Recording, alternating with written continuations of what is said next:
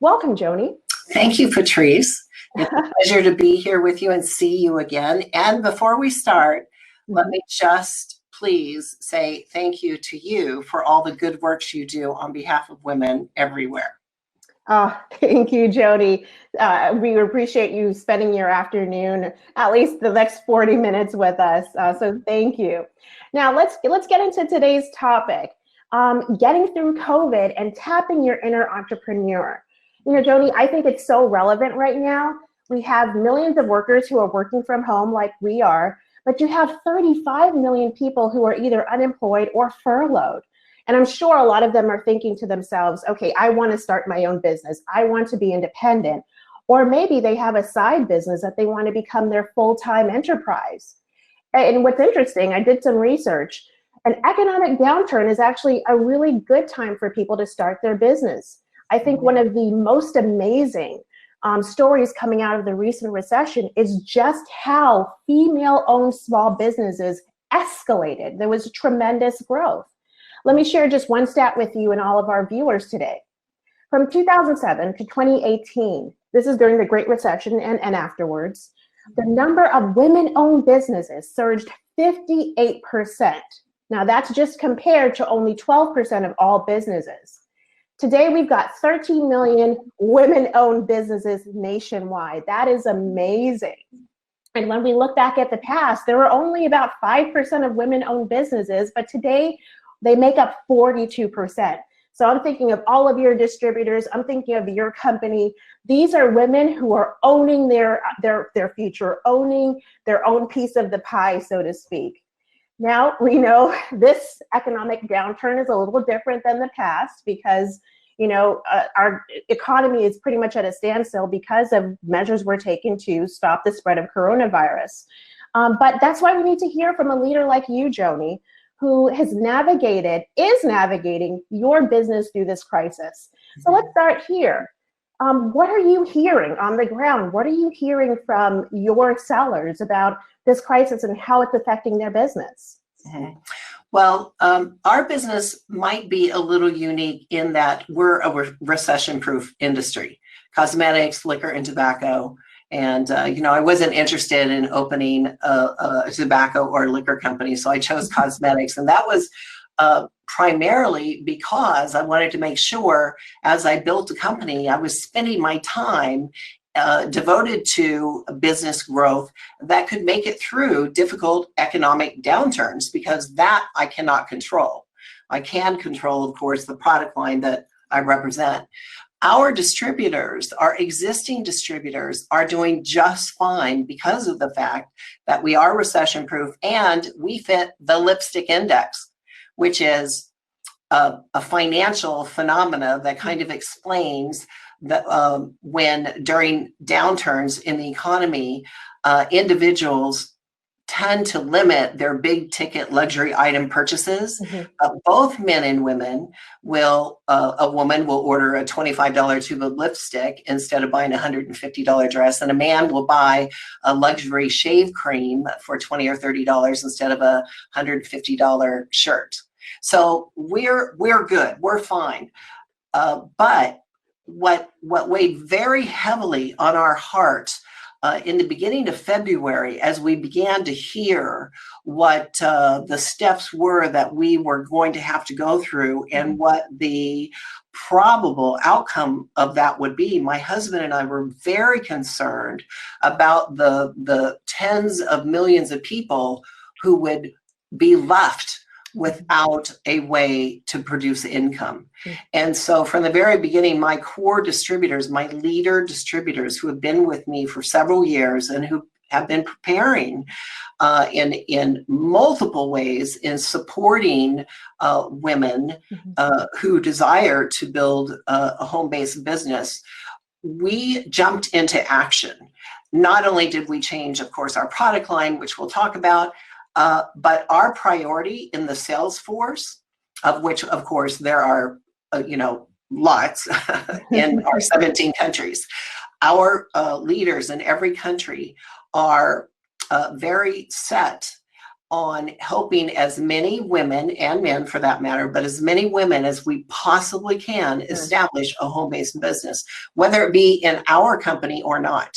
We, lots of people were sent home to try to figure out how to work from home. We've been doing this for 21 years. So we were well ahead of the curve and completely prepared to contact at least our customers, people that we know, and say and offer to them, I think right now would be a really good time while you're at home to establish a backup plan, plan B, because we don't know what's going to happen in the economy. And I want to make sure that you have a means in which to provide for your family. And in fact, we are in the throes of doing that, of which we have now helped tens of thousands of new business owners establish a home-based business since mid-March.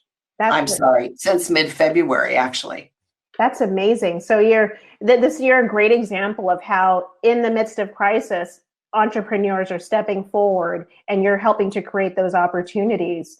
I think that's part of how you've been transforming your business. Well, are there other things that you are doing from a production side or from a product side to help address some of the needs during this COVID crisis? Yes, our company deals mostly with long-lasting anti-aging color and skincare. Before the pandemic, we were not in the business of providing to our sales force and the end consumer hand sanitizing or washes of any kind.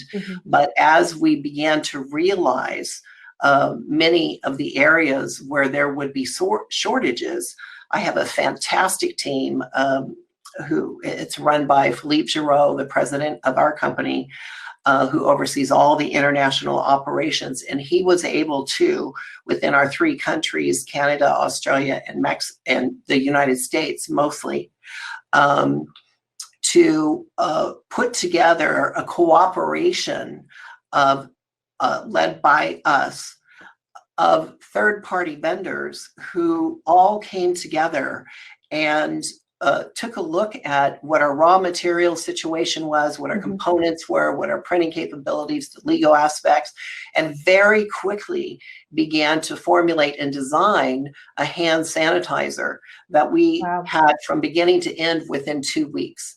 And we made that, the hand sanitizer, a priority to get into the hands of each of our distributors as we began to learn, of course, that our distributors and our customers could no longer access hand sanitizers. So with every order we send, even today, we send a hand sanitizer to our distributors. And we were working on now another phase of it. This is what it looks like, girls. So those of you who are distributors, this is phase 2. That will be made available to our distributors at cost to purchase and get to their end consumers who are also having a difficult time getting a hold of hand sanitizers.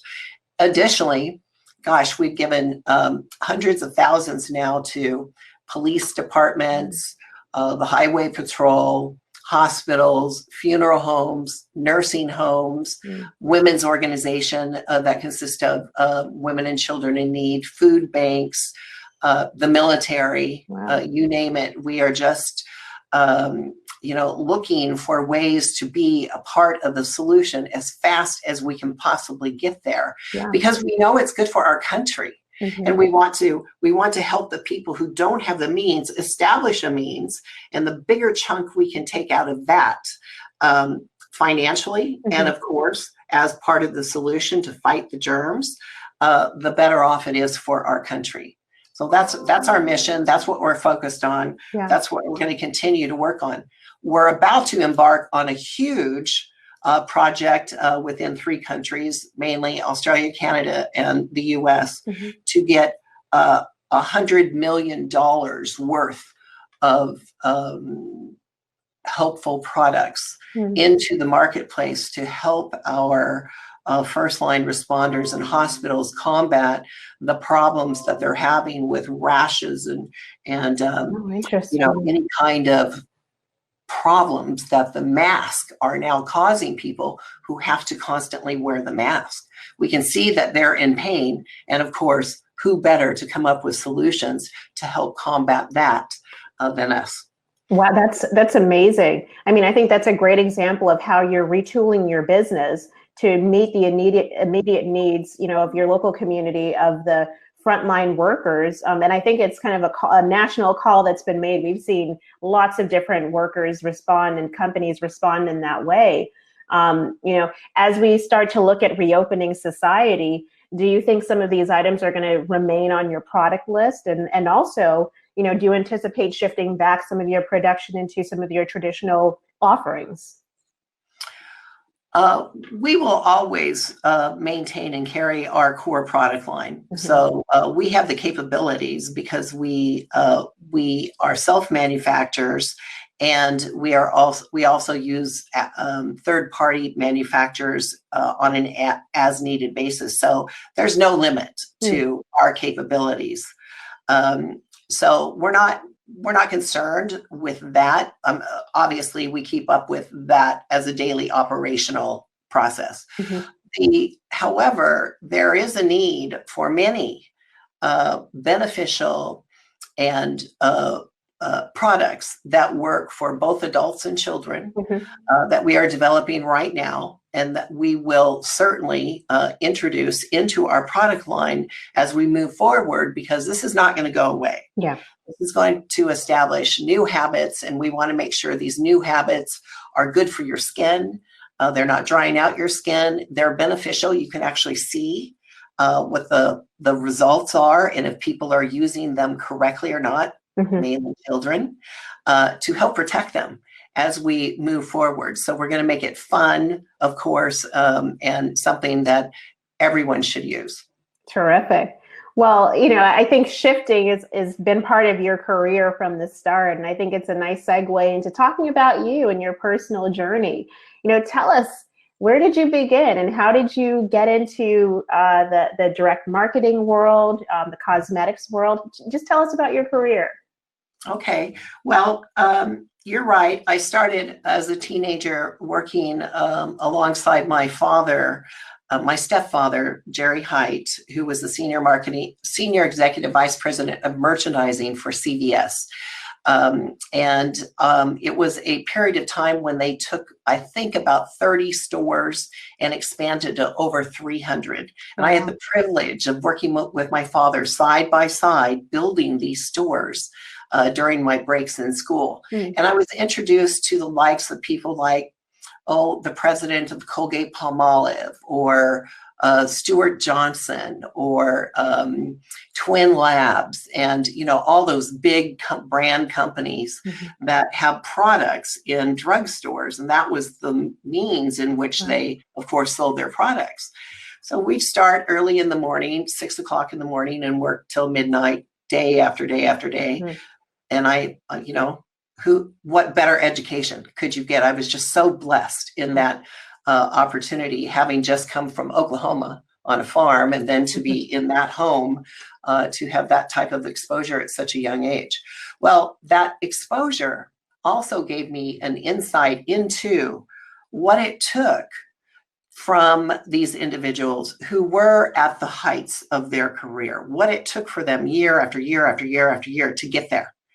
And I had figured out at that age, my young age, I'd make the same decision today, in fact, even faster, that there was no way that I was going to work 16 and 18 hours a day for 10, 15 years to be at the top of my game, because I wanted to be a wife and a mother. I already knew that. So I resigned, setting off to start my own company. But frankly, I didn't have a lot of money. I was still in school. So I joined a girlfriend's company that she was representing, Mary Kay Cosmetics. And I fell in love with Mary Kay's concept and had the privilege of attending many trainings with her, being trained by her. She was an amazing humanitarian, very no nonsense kind of gal. Get it done, honey. There's no excuses. She was lovely, had big hair too. And she she really set the path and showed the way where that you can build a true business with love and kindness. And you can build a business using flexible hours so that you could keep your priorities if your priority was to stay home and be with your family. And, be at home at night with your husband and just do the home thing and work smart and work to the top of your game, so to speak, so you can become your own CEO. And so I did that for a while. And as I was doing it, fully engaged, I realized that there were some big tweaks that I'd like to make for me. Just because I could, I said, well, gee, I'd really rather go this way instead of that way. And I'd rather represent this product line instead of this one. And so at a point where I ultimately was a single mother, decided I had nothing to lose. So I wrote a business plan. It took about 5 years for my perfect company. And my perfect company is today SeneGence. Wow. That in a nutshell is what happened. Wow, that's amazing. I hear you even had a pink Cadillac. Is that correct? That is correct. Well, it sounds like you took a lot away from your years while you were working for Mary Kay, and you hit on a key aspect of the workforce that we at Independent Women's Forum love to highlight, which is flexibility. And for women, very often who are caretakers for their children or maybe an aging parent, they are looking for greater flexibility in the working opportunities in the workforce. Now thinking about SeneGence, how did you come up with the concept for the company? Because it's very different from Mary Kay, particularly around the products that you produce. Well, as I was holding my young son, Alan, in my arms when he was just a baby, what do babies do? You're about to find out again, Patrice. Next week, your second child. Congratulations. Thank you. They play with your face, right? Yes. They're always, and then if you're wearing cosmetics, your cosmetics are everywhere. So you have to constantly primp, and how much time during the day do we waste primping? So I thought, gosh, why can't someone create a product line that actually stays on? And if it's going to stay on, it better make your skin more beautiful. So we were the first company to introduce our patented long-lasting color technology and anti-aging skincare. Our color is skincare. So it all blends together. So you have this on your face 24 hours a day, whether it be just the skincare or the skincare with the color that you see now on my face. So it all stays on, which, by the way, makes it perfect for masks, if you think about it. Yeah. We have lots of nurses who join our company.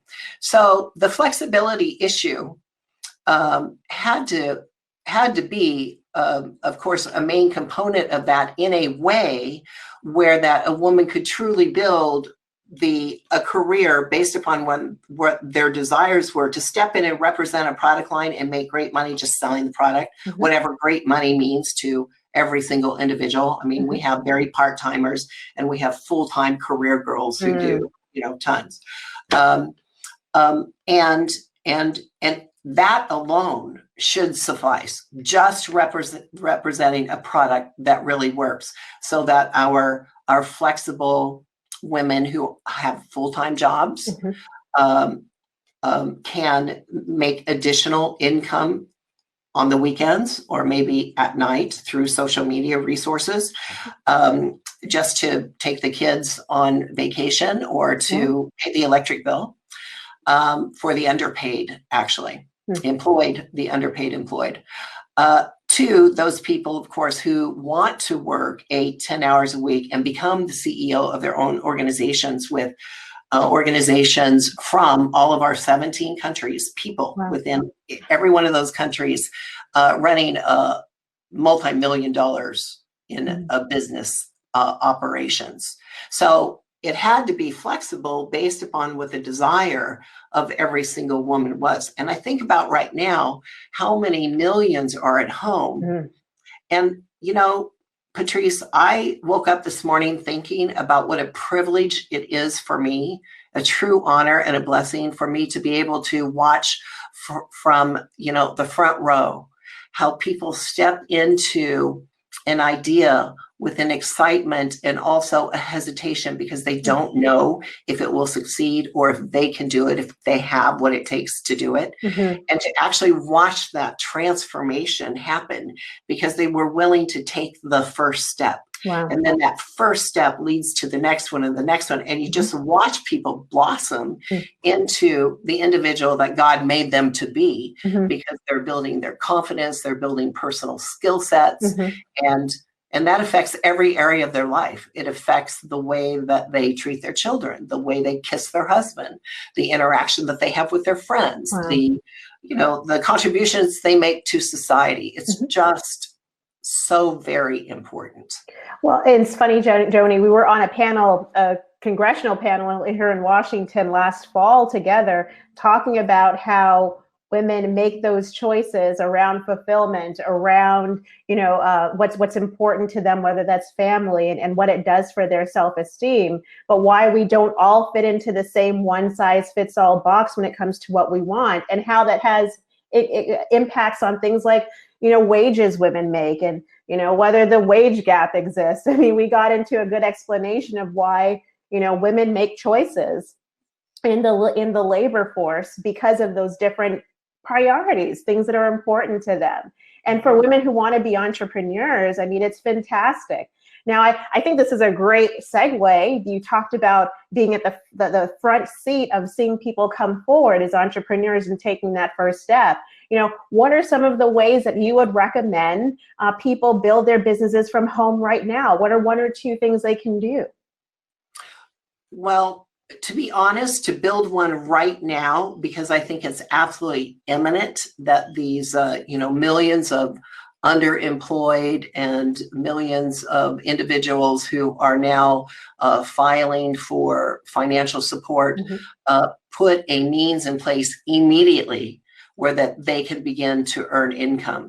So right now, I would take a look at finding a product line that you are passionate about, one that you would be proud to represent, and utilize the tools that they have already built. I mean, it takes a ton of time, as you know, Patrice, to build a business. It's taken us 20 years and hundreds of millions of dollars to develop all the systems and processes that are required.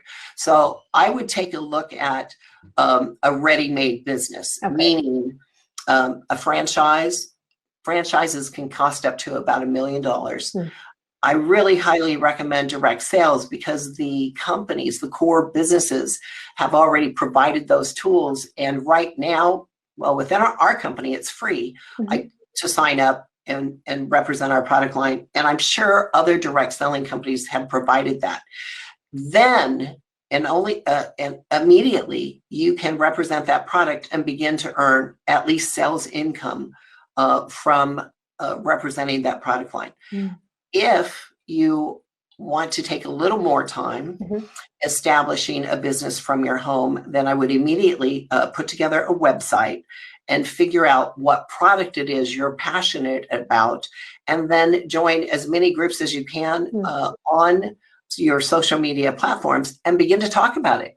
You're not going to move forward. Nothing happens until the sale begins. So as long as you have it, you have a means to create it, get the website, start talking about it, and see what happens. If it's a good product and the product can stand on its own in the marketplace, you're going to be a success. Those are two good pieces of advice. And as someone who's on Instagram very regularly, Joni, I'm always getting ads about eyelashes, lipstick, makeup. And I know they're coming from people who are passionate about what they believe in and are willing to put their reputation on the line for that. This is an interesting question. How much of entrepreneurship is learned through just experience of running a business versus what you learn in school, like actually going to a college and getting an MBA, or is just innate, that instinct that you have? Is there a balance that you have to have as an entrepreneur, or can you just have it all, or do you need to be, should you be going to school? Should you be, trying to invest in taking classes? Tell us. Well, Patrice, I'm glad you asked that question. because it's complicated. And I have to say that I'm pretty sure I am the only person on staff that in SeneGence that does not have a college degree, because we hired degreed people who many have masters. Of course, we have some doctors. Wow. I mean, very well educated people. But I find it interesting that I'm the one who doesn't have the college education. In fact, when I was going to college, I discussed leaving college with my stepfather, because at that time I was studying business and the colleges were teaching from old textbooks about carrying inventory in a way that was no longer relevant. CVS was one of the first chain stores to go to centralized warehousing. And they weren't teaching that in college. And I said, Dad, you know, I'm wasting my time and my money. This is not what I want to get a degree in. Or, you know, I might get the degree, but I'm not going to learn anything. I'm learning something better here. And he said, if you quit, you have to make it on your own. And meaning that I had to go out and make my own way and educate myself. And we agreed, yes, I would do that. And at that point, that's when I resigned and entered into the world of direct sales. Now, I think I was meant to go into direct sales in the whole scheme of things. Okay. Because it felt, you know, it just resonated with my character. Okay. So it was a perfect fit.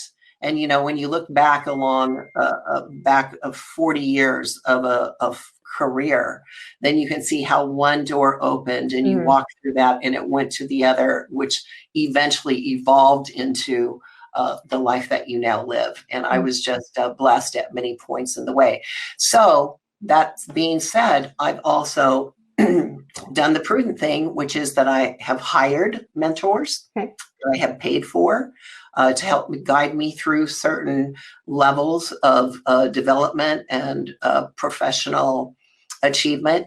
I have had good friends who have given me great advice for free. And I've also sought, I've read hundreds of books, if not thousands.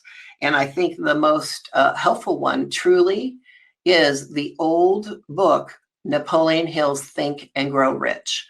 It outlines the 13 characteristics you must acquire, you must develop within yourself to become successful. I avoided reading it for years because of the title, Think and Grow Rich, and growing rich was not my journey. Making a contribution to the world was my journey. But Mary Kay Ash personally told me to read it. And I went to the bookstore that night. I read it. It changed my life. I used it as a text for years until I learned and knew that I possessed those 13 characteristics. And that means you can now be successful at whatever you choose to be successful, whether it be a great wife, a great mom, a great friend, a great businesswoman. That book tells you physically and mentally how to do it. Wow. Think and Grow Rich, you said. Is it? Can you repeat the name of the book for everyone who's listening? Napoleon Hill, Think and Grow Rich. Okay, that's a good tip. I'm going to pick up that book. I think that sounds very transformational. You'll love it. Okay, I'm gonna look for it here. I'm just going through my questions, and there's some interesting ones. We'll get to the audience questions. Thank you so much for those who've been submitting them. I'm getting them. We're gonna do some Q&A in about 10 minutes or so, but I want to dig in a little bit more with Joni here. Talk to us a little bit about direct selling. You know, do you think that that women have a special, unique advantage in direct sales and in entrepreneurship? Because very often we see that sometimes business leaders are painted as male and women have to fit a certain mold to be successful. We know that's not the case, but you know, do you see that women have some unique qualities, contributions, things that they can bring to the table that would help them to propel to be successful in the business world, whatever their entrepreneurial enterprise looks like? I believe that both men and women can learn the skill sets that they need to apply towards the industry that they have chosen, okay, and the group of people that they have to become a part of to succeed within that industry through teamwork and cooperation. It comes down to, what do you want to do? mm, Where do you want to put your skill sets and your energy? How do you want to spend your day? What kind of contribution do you want to make? So as it applies to women, I think that leadership by a woman, and I can't exclude men, because I think it's possible for men too, but I believe that women tend to lead more with their heart. Or maybe I just think that because I know that you cannot lead unless built on truth. If every decision you make is not built on truth, then the decision and the effect of it will not last. So why even bother? Don't bother. Just build on truth. And I think it's easier for us to get in touch with our feminine heart and our feelings, and understand and really analyze what is beneficial for this person. Is it as equally beneficial to the other? Because you never make a deal that is not a 50-50 deal. Both have to be equally a benefit from any decision made. And I think that is critical, as opposed to going after, I said just a few minutes ago, becoming rich was not my journey. I think that when many people start a business, that is their primary goal. They make decisions based upon what brings about the greatest amount of money and profit. We do not make decisions that way. okay. We make decisions based upon what is good for the company and what is good for our distributor. And each of those have to be beneficial equally, not one over the other. So when you have women have an understanding of that's how that culture works, then it's easier to build a unit that moves in unison forward together, because they know that what's beneficial over here is also beneficial over here, and together, merged together, benefiting equally, then they will become greater than its sum. It's like 1 + 1 = 5. So because decisions at our company are not made in a way where we make the greatest income, the greatest profit, I think ultimately it leads to that, or it has proven to lead to that for everyone who's actually doing the work. That sounds, in the nonprofit world, that sounds a lot like mission creep, where sometimes organizations, they chase the next funding source, they chase the next donor project, which may or may not really suit their mission, may not be what they're really created to do, but it feels like, well, I can earn that here, so let me try and pursue that. And sounds like what you're saying is pursue your mission, what you're created to be, and the profit follows, because people see and invest in individuals who they trust, and companies and organizations and brands that they trust. These are nuggets, Joni, nuggets of wisdom that you're not going to hear at a business school. So I'm guessing it is in your inspiring book, $1 Million Lips. Tell us more about your book and what inspired you to write it. Well, we were growing at such a rate where I didn't have a chance to get my arms around our distributors. So I thought the best thing I could do was to tell them who I was and who this company is and where we want to go in a book, and how to prepare for success. It really is how to prepare for success, how to look at it, how to organize your home, how to organize your mind and your heart, how to talk to your family, and why we're here, what we're going to do. And so $1 Million Lips has all of that included in it. Our mission of our company, it's kind of like, okay, we're a cosmetic company, but our mission is to allow women to choose to live life in love and abundance using products that really work through a career path that really works. So we don't even really mention the detail of the product. It's a whole process. It's about our lifestyle and the contribution that we're making to society within that lifestyle, and the tool that we're using are products that really work. When you have products that really work, as probably most products, brands that have been able to be built within 20 years, not 40 years, but within 20 years, when you have a product like that, then it's a byproduct of what happens. The product is a byproduct. What really happens is the creation of the lifestyle and the impact that you have on your immediate family and society within your community because of this byproduct, this product that you represent, generating, of course, all the financial benefits of that you are then pumping into the community, which now leads me back into that vicious cycle of we're really about helping America, Canada, Australia get back on its feet, get through this recession, and let's begin to focus on prosperity for all instead of the anxiety and stress that's related to the unemployment situation and the underemployed. Well, it's a big part of that. And, businesses like yours are doing your part in trying to retool, trying to provide services, trying to keep your employees employed, offering opportunities. But government plays another angle as well in terms of how society functions, as well as how the economy and society gets to reopen. And I'd love to talk just for a minute. I'm going to put on my policy wonk hat and just ask you about, what are the policies, maybe one policy that you think is helpful to encouraging entrepreneurship, and one policy you've seen, whether maybe current, that can be harmful to entrepreneurship, harmful to people being able to start businesses?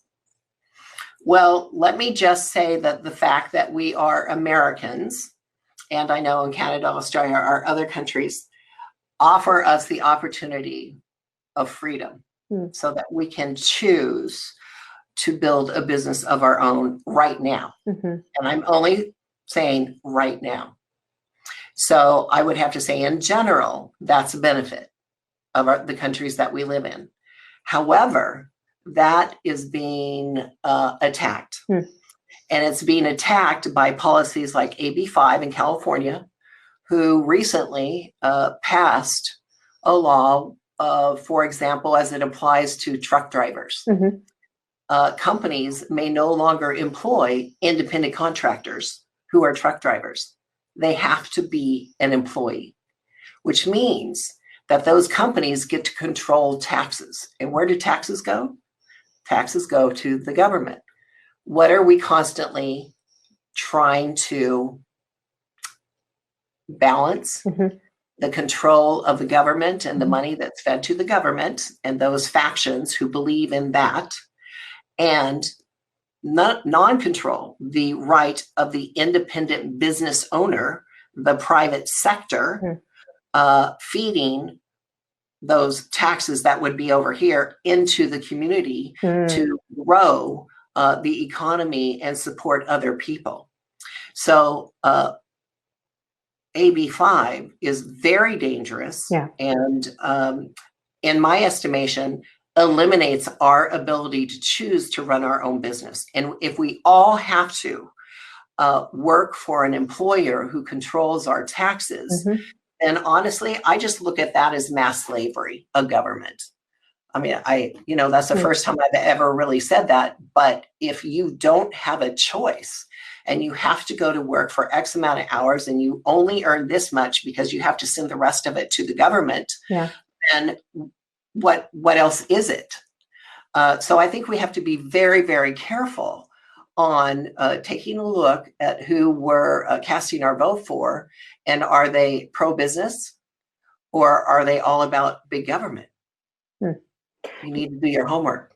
Well, for in terms of resources, at the Independent Women's Forum, we've been tracking AB5, this issue in California, very closely. We are going to be posting some links to some of the information we put out there. And by the way, we don't just write, thick, long papers. We actually put things together, blog posts, graphics, videos that are really good explainers on some of these issues. But, AB5, what's really concerning as we see it also, is it would erode flexible opportunities. It would erode the ability for someone who wants to be independent. You could be a truck driver. You can also be a speech therapist. You're seeing people in the music industry being affected by this. You're seeing, and by music industry, I'm not just talking about your Rihannas and your Justin Biebers. I'm talking about the people who make their music, the background singers. So many industries are being affected by this law. And even more concerning, Joni, is that now we have seen AB 5 taken to the federal level and introduced into federal legislation.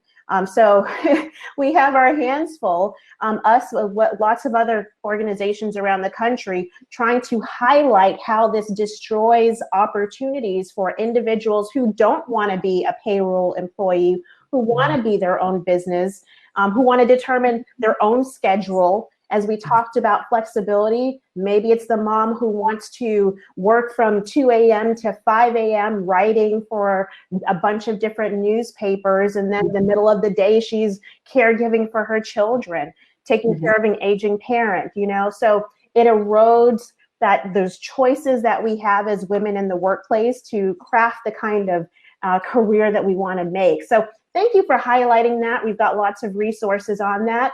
But I see our time is fast approaching, and I want to leave time for questions and answers. So I'm going to pull some of these questions that we've been getting, Joni.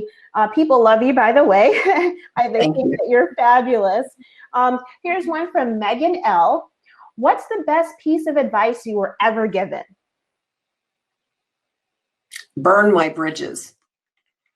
My stepfather, during that conversation about whether to move forward to go to college and get a degree and to stay with his company or not, he said, if I'm going to make it on my own, if I'm not going to go to college, if I need to go out there and learn about building a business, then I need to burn my bridges. So I left college and wrote a letter of recognition at the same time, so that as I was moving out there, learning about what all my options were, because I burnt the bridges, which apparently they do, like in war, the troops will go over a bridge and you burn the bridge, so you cannot retreat. I could not retreat. So I had to find ways to succeed. And I'm so glad I did. Wow. That is such a new take on that term of burning your bridge, but it makes sense. You're all in. I love to watch Shark Tank. It's one of the shows that my husband and my stepson and we watch very regularly. And those entrepreneurs who are all in, those are the ones who tend to get the investment because they're the enthusiasm. You see it, how passionate they are. Thank you for that answer, Joni. All right, we've got one from Michelle B. What helped you most in achieving success in your career? I would have to say my stubbornness in my vision. From a young age, I knew that what I would do was affect lives around the world. I didn't know what that would look like. And I knew that when I was offered an opportunity, I was to go in and learn all about it, whether it be difficult or fun or easy, didn't matter. I was supposed to learn all about it, because once my learning was done, another door would be open that then I was to step through. So my stubbornness to never put that theory by the wayside literally is what has led us to today. Excellent. Okay, we've got something else here. This is a fun one. Which LipSense color best represents your personality? Well, it depends upon whether or not I wear color for my husband. He loves pink champagne. But I love violet, which is a darker shade of pink with an undertone of like a plum, pinky plum. It's very pretty. Excellent. Inquiring minds wanted to know. Just a reminder, folks, we are about to announce the winners of Joni's book, as well as some fabulous gift baskets featuring some SeneGence products. So if you just hang on, we're going to get there in just one moment. I want to take maybe one or two more questions from our audience. And I'm going to take one from Diane K. She asked, when writing a business plan, what is the process? Well, because I literally was broke, I went to the library and I checked out how to write a business plan book. And I read it and I followed the instructions. Little did I know it would take me 5 years to learn about the details that I had to learn so I can write it into that business plan. That's what I did. I followed the instructions. Well, Joni, you've mentioned this before, which is you invest in yourself quite a bit. Especially when you were building your business, you read the books, you took class, well, maybe not classes, but you read books and you learned about different types of aspects of business that you didn't know before. And so it sounds like there's an element of personal development and personal investment in your development that you recommend for entrepreneurs. Is that fair to say? Absolutely. I not only read how-to books, but I read biographies and spent a lot of time researching the industries that I thought would apply to, research and development, manufacturing, accounting, all those kind of things. So it takes time and effort. And that's why I say to people who are out of a job right now, the best thing to do to make immediate income is to grab a hold of a business that's already established, because you eliminate the time. Which is a great segue into kind of SeneGence and some of those businesses that are already pre-existing. They have the name recognition. You have a ready-made product and a way to get the distribution to get that product to your customers. So it sounds like it's really that relationship building with customers that then allows you to sell to them. All right, I'm going to wrap up with one more question. This is from Michelle V. How did you come up with the name SeneGence? Sene is from senescence, the process of aging, and gens is from intelligence, intelligent aging, or aging intelligently. We really haven't used it as a tagline, but we probably will one day. That's really smart. I hope that answers your question. I think it answers a lot of our questions. I mean, I always wonder how business people come up with the names for their products. So, okay. Well, I am going to, with no further ado, announce the winners of today's giveaways. We've got 4 winners, by the way, Joni. 2 of them are going to get your autographed book, $1 Million Lips, and 2 of them are going to come away with some really nice swag baskets, as the young people say. The first winner is Robin Amon. She's going to get one of your books, and the second winner of your book is Tammy McCoy. Yay! All right, and then the winners of the gift baskets. Number 1, Brittany Stillwagon. So Brittany, we hope you're on. Yay. Excellent. And Tara Bell. Also the swag baskets. So, Joni, this was so much fun. I probably could have kept talking with you.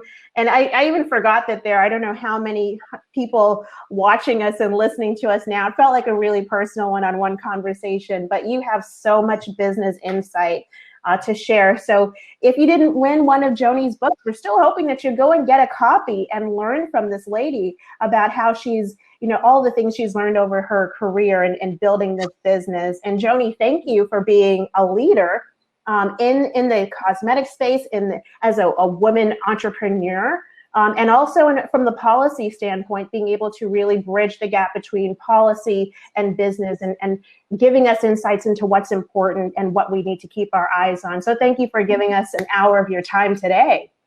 Well, thank you, Patrice. And, I think what you're doing is so very important. And my husband and I are in Washington, D.C., working on those same issues at least once a month before this situation happened. And we will continue our work in that effort, as will you, I know, until we can no longer, because it's so important. It's important not only to us as individuals, it's important to our countries, and particularly the way that our government works. So I thank you for your unending dedication to this effort, and it was my great pleasure and honor to be with you today. Thank you. Thank you, Joni. And those thanks go to the entire staff at the Independent Women's Forum. So everybody, thank you for joining us today. We are going to make sure that this video is fully available for those who'd like to watch again. Share it family and friends, definitely will be available.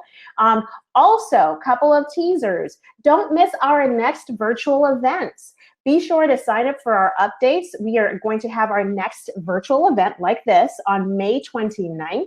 It is our #IWF Reads Book Club, and we're going to be reading Finding the Bright Side by Fox News host Shannon Breen. This event is going to be hosted by one of my colleagues at Independent Women's Forum. She's also a senior policy analyst, Kelsey. And I've got a very special announcement. This is very related to just the workforce. Next week, Independent Women's Forum is going to be launching Chasing Work.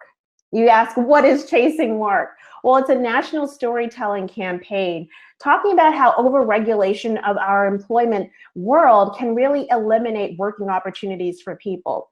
What we've done is we've fanned out across the country and talked to men and women, who have been held back from work, from opportunities because of occupational licenses and other types of employment regulations. Everyone from social workers to medical professionals. This is going to be a storytelling campaign, as I said. We'll have videos, we'll have written profiles. We'll have an opportunity for you to dive into someone else's life to understand an issue. And you know what? You may be surprised.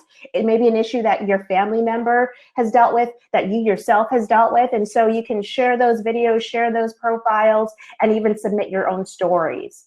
Finally, please visit iwf.org. Sign up again to receive our latest news and updates, as well as events. And be sure, follow us on Twitter, Instagram, Facebook. We've got a lot of smart policy and legal and communications women who are out here telling the story of America and how we can continue to unleash opportunity and freedom for Americans every single day. So everyone, thank you again for spending your lunchtime hour with us, and we hope to see you soon.